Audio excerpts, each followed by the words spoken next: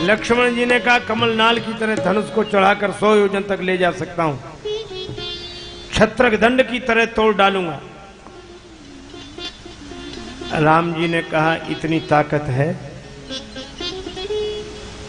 अब इस प्रसंग की सबसे बड़ी विशेषता यही है, राम जी ने कहा इतनी शक्ति है कि गेंद के समान ब्रह्मांड उठा लो, कच्चे घड़े के समान फोड़ डालो, कमल नाल की तरह धनुष को चढ़ाकर 100 योजन ले जाओ और छत्रक दंड की तरह धनुष का खंडन कर दो, इतनी शक्ति है। लक्ष्मण जी ने कहा प्रभु ये मैंने कब कहा कि मुझ में इतनी शक्ति है?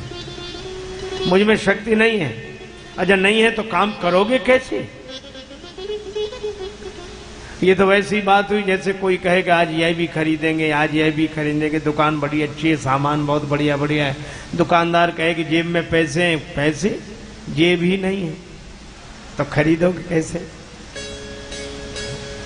एक आदमी अपनी घोड़ी की बड़ी तारीफ करता था, महाराज चलती है तो हवा से बातें करती है, रंग ऐसा कि देखते रह जाओ, कान तो ऐसे मिले हुए, उसमें गुण ही गुण, कमी सिर्फ एक।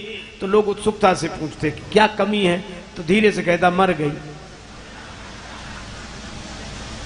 लक्ष्मण जी भी बोले जा रहे हैं कि मैं ब्रह्मांड उठाऊं, कच्चे घड़े के समान फोड़ूं और कमलनाल की तरह धनुष को चढ़ाऊं, 100 योजन ले जाऊं और छत्रक दंड की तरह तोड़ूं। राम जी ने कहा ताकत है, शक्ति है। बोले बिल्कुल नहीं।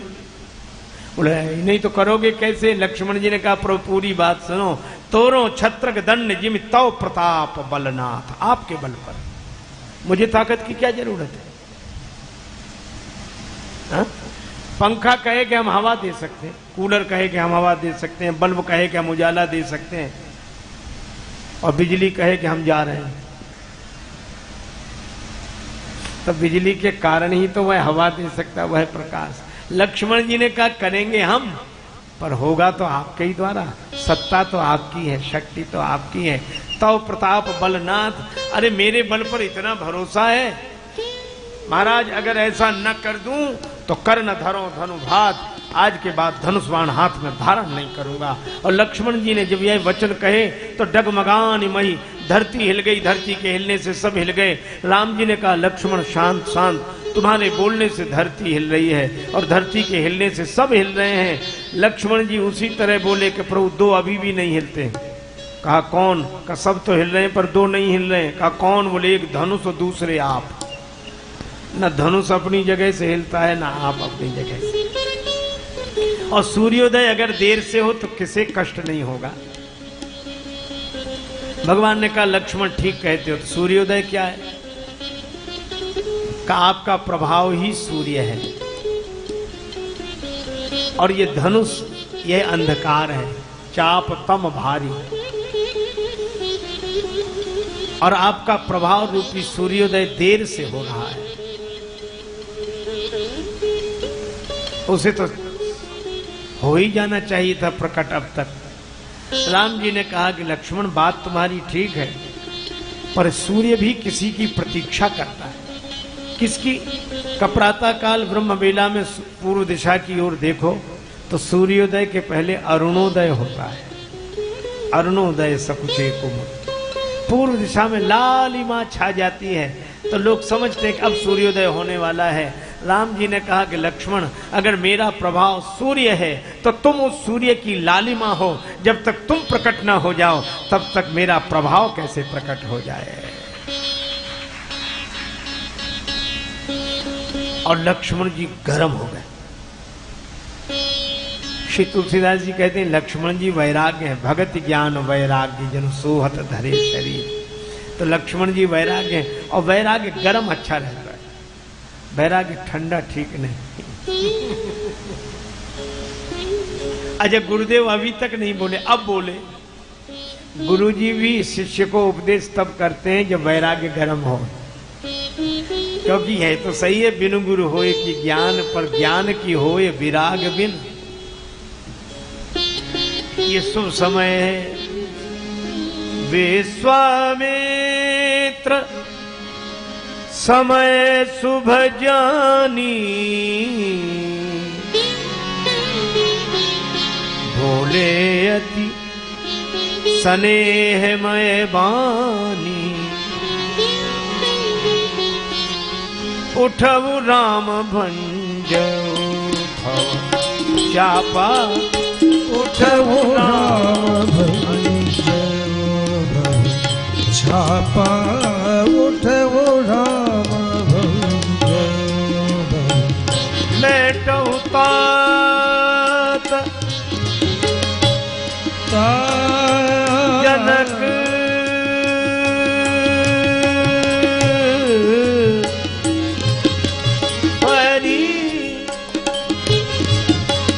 परिता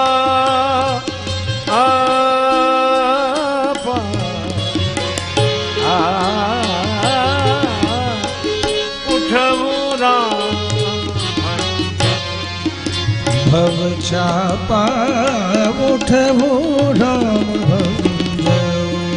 राम भंज राम भंज। राम उठो, शिव धनुष का खंडन कर दो। गुरुदेव यह नहीं कहते कि प्रयास करो, खंडन कर दो, क्योंकि गुरुदेव निश्चयात्मक बात कहते हैं। राम जी समझ गए कि धनुष तो टूट गया, अब मुझे तो केवल छूना है। गुरुदेव के संकल्प में तो टूट ही गया। उठऊ राम भंजहु भव चापा। और राम जी सबसे पहला काम क्या करते हैं? सुनी गुरु वचन चरण सिरुनावा। परिणाम हरस विषाद न कछूर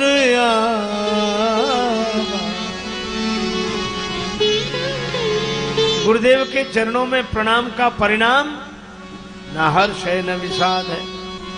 दुखेषु अनुद्विग्न मनः सुखेषु विगत स्पृहा। न मन में हर्ष न विषाद न राग न रोष। अजय जब यह नहीं है तो यह मन में हर्ष विषाद ना हो, सहजता का भाव हो, यह गुरुदेव के चरणों में प्रणाम का परिणाम है। यह प्रयास से यह स्थिति नहीं मिलती, यह तो प्रसाद से स्थिति प्राप्त होती है। अजय जब हर्ष विषाद नहीं तो दशा कैसी? सहज ही चले सकल जग स्वामी, सहज ही चल सकल सहज चले सहज चले सकल चले सकल चले सकल। अच्छा राम जी कैसे जा रहे? मनो मंजु बर कुंजर गामी। अच्छा सहजता में हाथी का उदाहरण क्यों दिया? शायद इसलिए हाथी की चाल में मस्ती बनी रहती, झूमते हुए जाता। अच्छा उसकी चाल में हमेशा ही मस्ती है। पर आपने अनुभव किया होगा, हम लोगों ने गांव का जीवन जिया है, वहां ऐसे दृश्य देखे जाते हैं। गांव में एक हाथी आ जाए, गले की घंटियां टन टन बजी, बालक उत्सुक होकर हाथी देखना चाहते हैं। महावत बैठा है, हाथी को लेकर आ रहा है, पर गांव के जितने वयोवृद्ध श्रद्धालु सब हाथ जोड़कर खड़े हो जाते हैं। अभी भी जय हो गणेश जी महाराज, जय हो गणेश जी महाराज। बच्चों से कहते हाथ जोड़ो, गणेश जी हैं, गणेश जी हैं। मुझे कभी कभी लगता है कि भारत का वैभव देखना हो तो शहरों में देखना चाहिए, और भारत की श्रद्धा भक्ति भावना देखनी है तो गांवों में देखना चाहिए। एक सज्जन मुझसे कहने लगे कि सब जगह घूमते हो तो गांव और शहर में क्या अंतर है, अपने अनुभव के आधार पर बताओ। तो मैंने कहा भैया मैं कोई चिंतक या विचारक नहीं हूं, लेकिन आप पूछ रहे हैं तो अब मैं अपने अनुभव के आधार पर एक बात कह सकता हूं कि शहर के और गांव के भाव में एक ही अंतर है। गांव के लोग भिखारी को भी साधु समझते हैं, गांव के लोग भिखारी को भी साधु समझते हैं, और शहर के लोग साधु को भी भिखारी समझते हैं। बस इतना ही अंतर है। धन्य है वे गांव जिन गांव के लोगों को हाथी में भी गणेश जी दिखते हैं, और बेकार की है वो पढ़ाई जिन पढ़े लिखे लोगों को गणेश जी में भी हाथी दिखे। सारे श्रद्धालु हाथ जोड़कर खड़े होते हैं, जय हो गणेश जी महाराज, जय हो गणेश जी महाराज। आनंदित हो जाता है हृदय उनकी श्रद्धा देखकर। और हाथी के अतिरिक्त शायद कोई पशु ऐसा हो जिसके इतने हाथ जोड़े जाते हैं जितने हाथी के लिए जोड़े जाते हैं।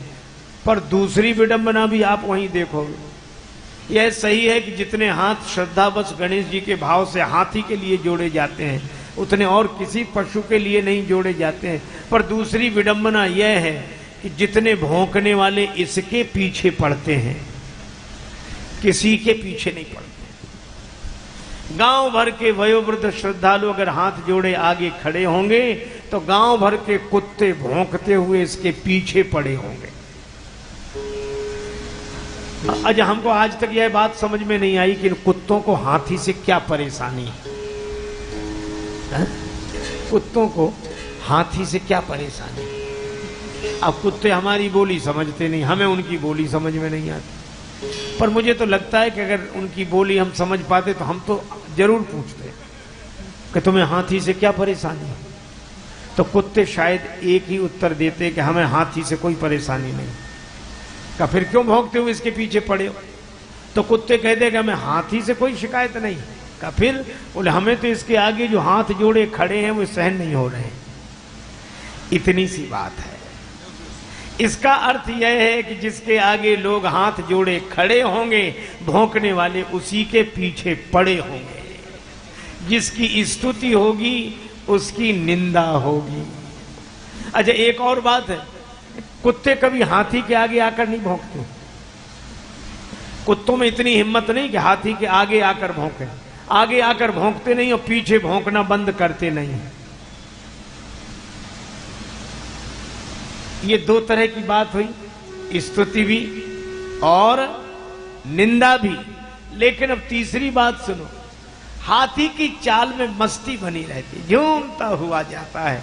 क्यों? क्योंकि हाथी हाथ जोड़ने वालों के पास ठहरता नहीं है और भौंकने वालों की ओर मुड़कर देखता नहीं है। जो निंदा और स्तुति में समान रहेगा उसी की चाल में मस्ती बनी रहेगी। राम जी हृदय कैसे हरस विषाद न कछु उर आवा, इसलिए सहज ही चले सकल जग स्वामी, यही उत्तमा सहजावस्था। इसी को श्री कबीरदास जी कहते हैं, साधो सहज समाधि भली, गुरु प्रसाद जा दिन ते उपजी, दिन दिन अधिक चली। माता सुनैना को संदेह हुआ। यद्यपि जनक जी ने भी कहा, एक संत का भाव है, श्री जनक जी ने विश्वामित्र जी से कहा कि महाराज इन्हें धनुष तोड़ने के लिए मत जाने दीजिए। शुभ मंच पर देव भविष्य लिए, यह शिष्य सभा सरसाती रहे। इनसे नहीं चाप विनीत चढ़े, यह रीत प्रतीत की थाती रहे।